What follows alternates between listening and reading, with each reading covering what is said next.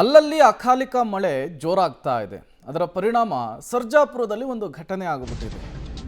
ಗಾಳಿ ಮಳೆಗೆ ಹೋರ್ಡಿಂಗ್ಸ್ ಒಂದು ಬಿದ್ದುಬಿಟ್ಟಿದೆ. ದೊಡ್ಡ ಅನಾಹುತವೊಂದು ತಪ್ಪಿರುವಂಥದ್ದು. ವಾಹನ ಸವಾರರು ಇದರಿಂದ ಪಾರಾಗಿದ್ದಾರೆ.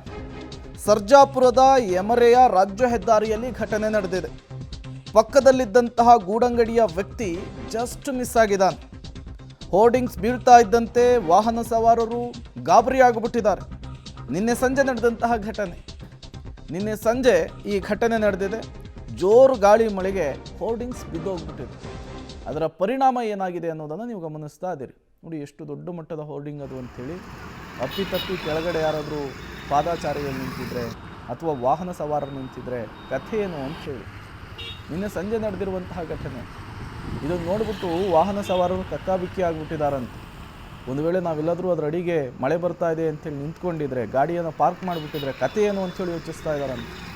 ನೋಡಿ ಯಾವ ಪ್ರಮಾಣದ ಹೋರ್ಡಿಂಗ್ಸ್ ಕೆಳಗೆ ಬಿದ್ದಿದೆ ಅಂಥೇಳಿ. ಸದ್ಯಕ್ಕೆ ಯಾವುದೇ ರೀತಿ ಅನಾಹುತ ಆಗಿಲ್ಲ. ಪಕ್ಕದಲ್ಲೇ ಒಂದು ಗೂಡಂಗಡಿ ಕೂಡ ಇತ್ತಂತೆ. ಗೂಡಂಗಡಿಯಲ್ಲಿ ಒಬ್ಬ ವ್ಯಕ್ತಿ ಕೂಡ ಇದ್ದ.